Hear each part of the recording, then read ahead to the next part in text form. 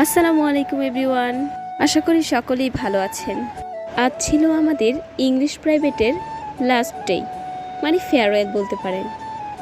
সেজন্য আমরা চলে গেলাম আজকে রেড চিলিতে। সেখানে গিয়ে স্যারের সাথে দেখা হলো। তারপর স্যার বলল তোমাদের ফটো সেশন শেষ করো। আমরা ফটো সেশন শেষ করে খেতে চলে আসলাম।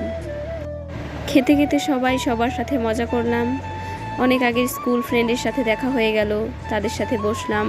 আসলে স্কুল লাইফটাই ছিল অন্যরকম। কত বসে বসে আড্ডা, গল্প, কাহিনী বলতাম সবাই। যদিও সেই দিনগুলো আর কখনোই ফিরে আসবে না। তারপর সবার খাওয়ার শেষ হলে আমরা স্যারের কাছে যাই অটোগ্রাফের জন্য। স্যার অটোগ্রাফ দিতে দিতে অনেক মজা করলেন।